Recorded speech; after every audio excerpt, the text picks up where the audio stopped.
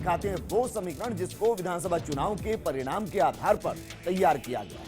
जयपुर शहर लोकसभा सीट जिस पर बीजेपी का वर्तमान में कब्जा, लेकिन हाल ही में हुए विधानसभा चुनाव के परिणामों में जनाधार को अगर लोकसभा का परिणाम मान लिया जाए तो ये किसके खाते में जा सकती है, ये रिपोर्ट भी देखिए।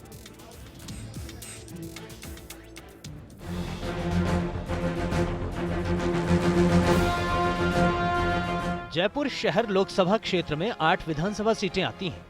अगर सीटों पर जीत को आधार माना जाए तो ये पता चलता है कि यहाँ कांग्रेस मजबूत है, क्योंकि 8 में से 5 सीटों पर कांग्रेस जीती है और महज 3 सीटों पर बीजेपी।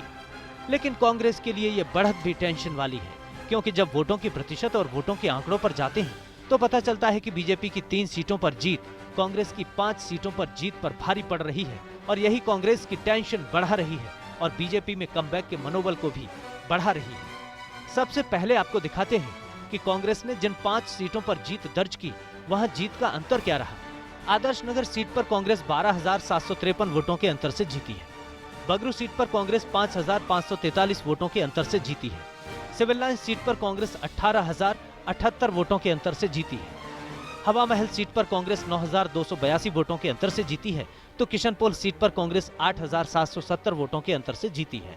यानी इन 5 सीटों पर जीत का अंतर 54,426 बनता है।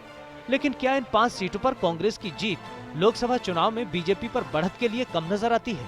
इसके लिए अब हम आपको बाकी उन 3 सीटों पर जीत का अंतर दिखाते हैं जहां बीजेपी के विधायक जीते हैं, और उनकी जीत का अंतर क्या रहा ये भी देखिए। मालवीय नगर सीट पर बीजेपी 1,704 वोटों के अंतर से जीती। सांगानेर सीट पर बीजेपी 35,405 वोटों के अंतर से जीती है। विद्याधर नगर सीट पर बीजेपी 31,232 वोटों के अंतर से जीती है। यानी तीनों सीटों पर जीत का अंतर रहा 68,341। इस आंकड़े की तुलना जब कांग्रेस की 5 सीटों पर जीत के अंतर से की जाती है तो पता चलता है कि बीजेपी 11,911 वोटों से हारकर भी जीत गई है, और ये आंकड़ा लोकसभा चुनाव में बीजेपी का मनोबल बढ़ा रहा है। यही वजह है कि इन क्षेत्रों के स्थानीय कांग्रेस कार्यकर्ताओं को स्थानीय समस्याओं को चिन्हित करने और उन समस्याओं को जल्द दूर करने का संदेश जनता तक पहुंचाने के निर्देश दिए जा रहे हैं। कांग्रेस के सामने अगले लोकसभा चुनाव में ये बड़ी चुनौती रहेगी कि इस सीट पर जो भाजपा के परंपरागत वोट कांग्रेस की तरफ आए, उन्हें किस तरह रोके रखा जाए, और जो बीजेपी की बढ़त है उसको कैसे कम किया जाए। वहीं बीजेपी अपने परंपरागत वोटों को वापस हासिल करने के साथ साथ इस अंतर को भी बरकरार रखना चाहेगी।